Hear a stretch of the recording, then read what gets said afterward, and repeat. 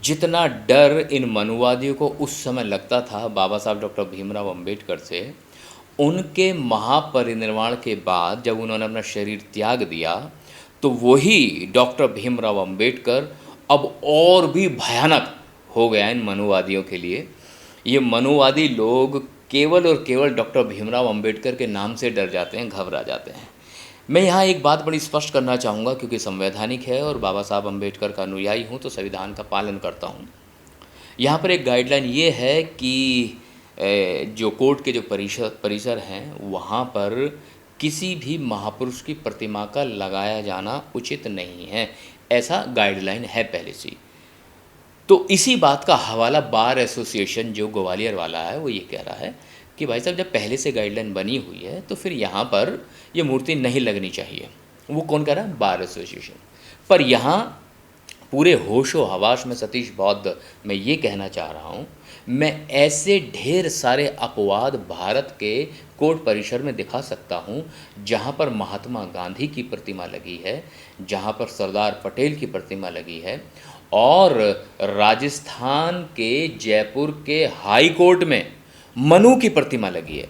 मनु जिसका संविधान से कोई लेना देना नहीं, मनु जिसने भारत के संविधान का एक आर्टिकल लिखना तो छोड़ो, वो आर्टिकल की समझ तक उस आदमी को नहीं है, फिर भी उसकी प्रतिमा मनुवादी लोगों ने वहाँ पर लगा दी है।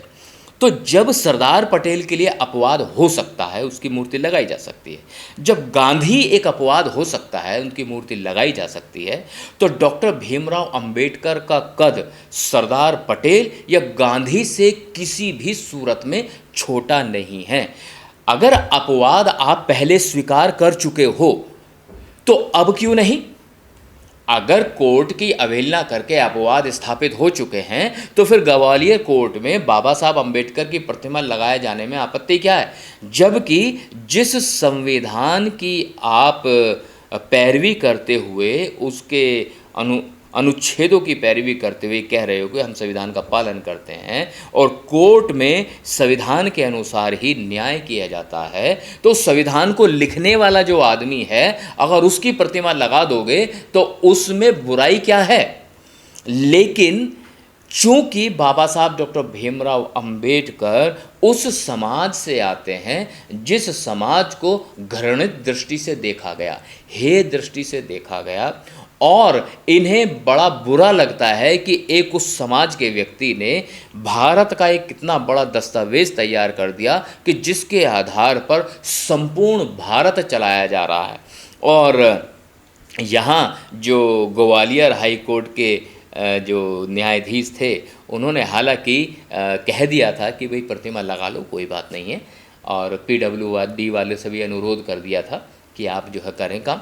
तो PWD वालों ने चबूतरा बना दिया आगे। वो इसलिए बना दिया कि भाई बाबा साहब की बात है, अब बाबा साहब तो सभी के हैं। लेकिन बीजेपी, RSS, विश्व हिंदू परिषद, बजरंग दल, श्री राम सेना, दुर्गा वाहिनी जैसे जो संगठन हैं, इनको बाबा साहब डॉक्टर भीमराव अंबेडकर अथवा उनकी प्रतिमा नागवार गुजरती है। चूँकि ये लोग हमेशा से ही भारतीय संविधान का विरोध करते रहे हैं।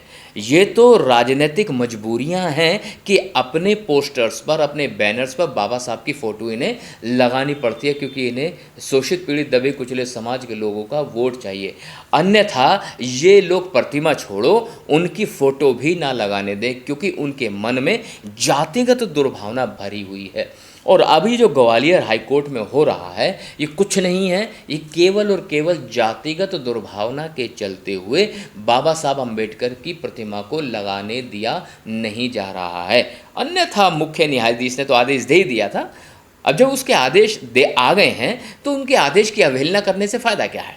लेकिन सर यहाँ बड़ा सवाल ये भी उठता है कि वो जो विरोध कर रहे हैं बाबा साहब की प्रतिमा का, वो सिर्फ जाति विशेष के लोग हैं। आपने बिल्कुल ठीक कहा। अगर आप हमारा इतिहास उठा करके देखेंगे तो आप पाएंगे कि शोषित, पीड़ित, दबे कुचले समाज को दबाने का जो काम शुरू किया और बदस्तूर जारी रखे हुए है, वो मुख्य रूप से ब्राह्मण वर्ग का ही व्यक्ति है।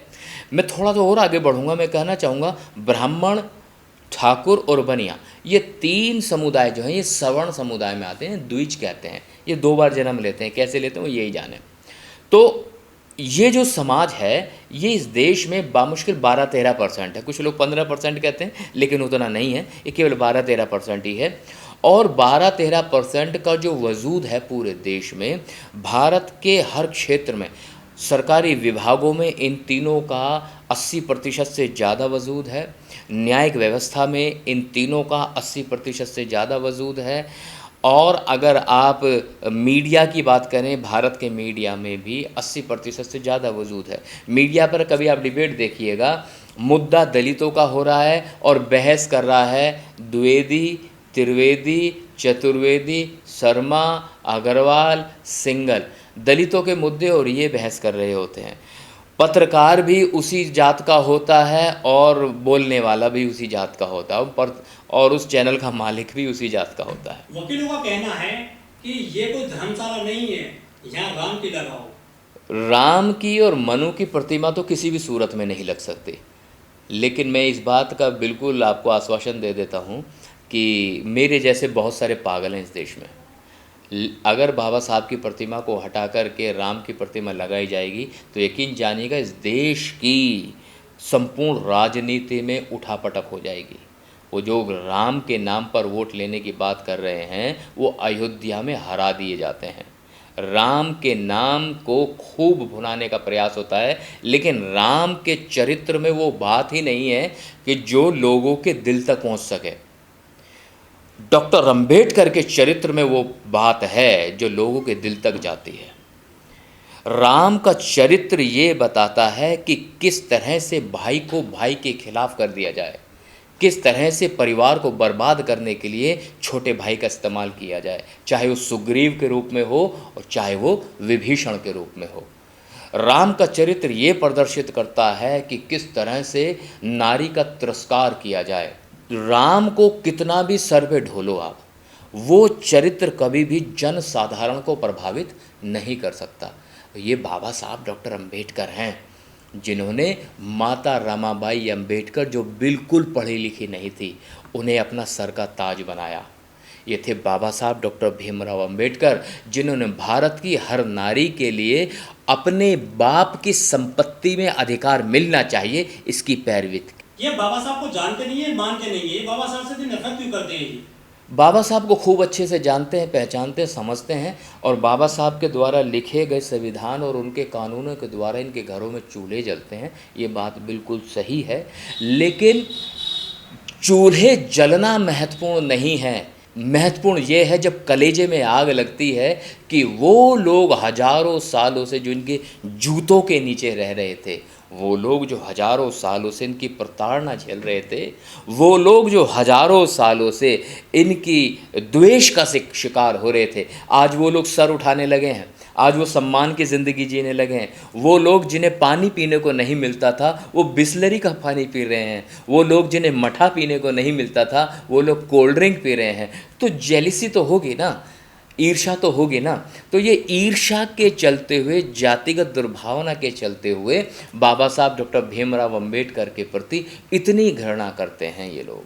सर, मूर्ति के विवाद के साथ साथ अब तो ये भी कहने लगे कि बाबा साहब ने संविधान नहीं लिखा, उन्हें निर्माता कहना गलत होगा। हाँ ये बिल्कुल आपने सही कहा भाई, खिसियानी बिल्ली खंबा नोचे वाली बात है। ये बात मैंने थोड़ी कही है कि बाबा साहब ने जो है संविधान लिखा, संसद में चलती है ये बात। संसद के ना जाने कितने सांसद हुए जिन्होंने ये बात कही। आप पुराने भाषण उठा के देखो, माननीय लालू प्रसाद यादव जी के, शरद यादव जी के उठा के देखो, शरद परिवार के उठा के देखो, यहाँ तक कि अटल बिहारी वाजपेयी के भाषण उठा के देखो, आपको पता चलेगा ये बाबा साहब डॉक्टर भीमराव अंबेडकर का नाम लेते हुए थकते नहीं थे। ये लोग बाबा साहब डॉक्टर भीमराव अंबेडकर को संविधान निर्माता कहते हुए थकते नहीं थे। अब ये जो बीजेपी के चंद टटपूंजिए हैं, ये लोग बाहर निकल के आकर ये कह रहे हैं कि डॉक्टर अंबेडकर संविधान निर्माता नहीं थे, तो ऐसे लोगों की बात पे कौन विश्वास करता है? जो सत्य है, सत्य हमेशा उजागर होकर ही रहता है।